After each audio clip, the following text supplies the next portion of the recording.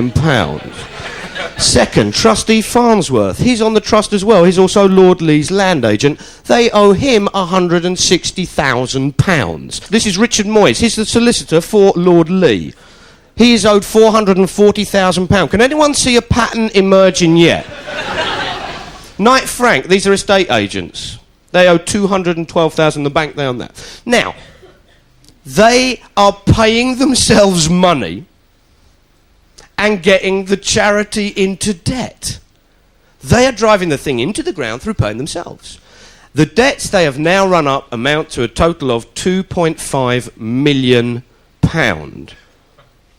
At this point, logic, not the strong suit, but 2.5 million should knock very loudly. At this point, they should hold up their hands and go, we've fucked up big time. What we need to do is sell the house, get rid of it, pay the tax back. The creditors will just go, fuck it, we're the trustees, we're the creditors, doesn't matter, we'll have to take it on the chin. The bank foreclose on the whole thing. Everyone gets their money back, apart from the creditors, who are the trustees. And then what happens is, because it's a Grade 1 listed building, the council are going to protect its fabric and well-being so far, probably negotiate a public access agreement, and not one penny of public money is used. That doesn't happen. This is what happens next. The lottery come in and give a whopping £7.37 million. Where is that money going to go? Well, 2.5 million of it, some of you may be slightly ahead of me at this stage, £2.5 million goes to paying off the debts that was run up by the people who run the charity by paying themselves the money. Lord Lee gets his £250,000. Hello? Hello, Lord Lee. It's Mark Thomas. I wonder if I could have a quick word, please. Sorry, not interested. I'm sorry, can we talk to you? This is a quote from the National Lottery Fund. And their money should be spent on providing projects which promote the public good, including the widening of public access, or charitable purposes, which are not intended primarily for private gain. £1.75 million is used to repair the roof and the walls of the West Wing. That's where the 5 staterooms are that we can visit. Remember, we can't visit the top 2 floors, even though there's some quite interesting stuff there. What is that? It is Queen Victoria's bathroom. Is it? That is her bath, yeah. That's it? That is it. Is there any kind of public access requirement to Queen This Victoria's? flat? Yeah. No. Yeah. No. So no one's going to say, No. I want to see Queen Victoria's No. bath. No, well, we won't be allowed. Right, okay. You can't get in to see Queen Victoria's bath because they're the flats being sold for private gain. They're privately owned flats to be. Privately owned flats that are obviously benefiting from a £1.75 million roof.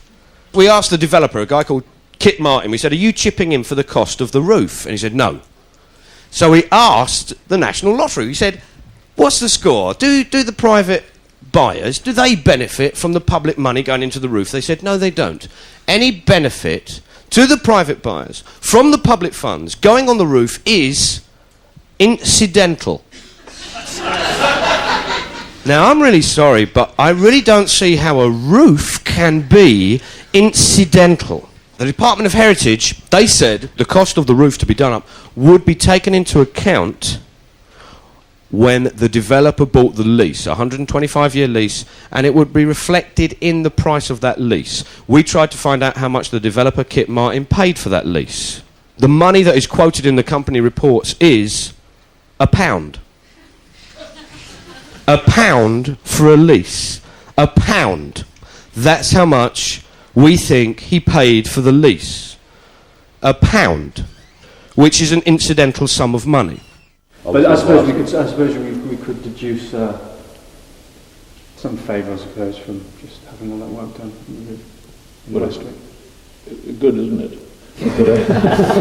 Absolutely. That's great. I want you to hear that again. This is the point when he is asked whether he is aware that he is receiving some public favour for a private development, and he replies, good, isn't it? absolutely. Don't bloody knock it, Peter. Yeah. 62, check choke.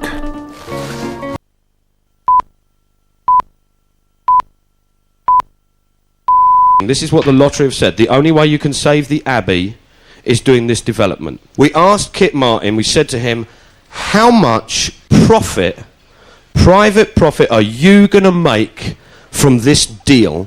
And he said, I don't know. Now you have to estimate how much profit you think you're going to get. This is multi-million pound development here. And you've got to work out roughly how much profit you think you're going to make on it. You've got to have a business plan. If he doesn't know how much profit he's going to make, it could all fall to rack and ruin. He might not sell a single one. They might go fucking bankrupt. 10 years from now, we might be seeing Hugh Scully wandering round the national fucking lottery programme going, well, here we are again at Stoneleigh Abbey. I'm afraid it's all gone pear-shaped, and goodness knows, we've paid for it a couple of times. We've spunked the money all up the wall. We've pasted it all. It's all gone on private property. I haven't got a new coat out of it, but fuck it. I did get Karen Smiley's telephone number, and that's something. That's what we could be seeing in 10 fucking years' time.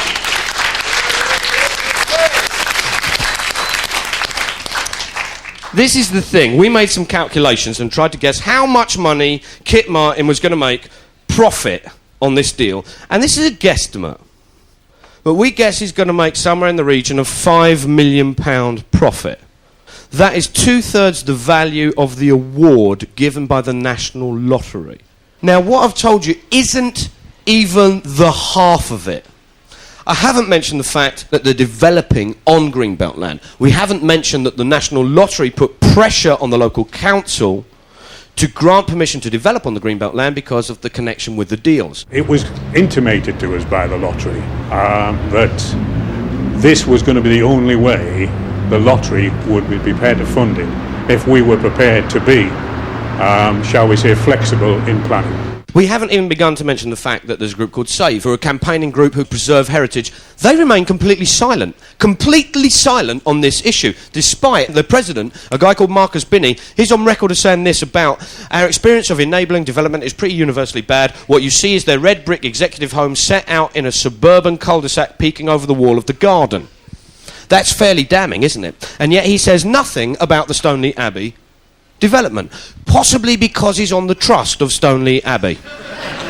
We haven't even begun to mention the fact that Stoneleigh Abbey has received 4 English heritage grants. That's a government-funded body. That's taxpayers' money. That's our money.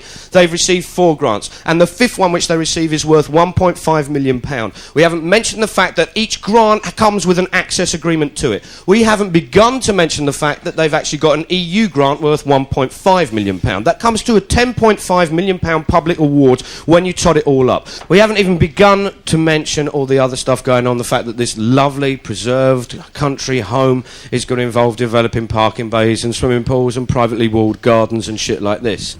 This is the Jacobean house. There'll be no access to any of this. Jacobean house in particular, you won't be able to see that.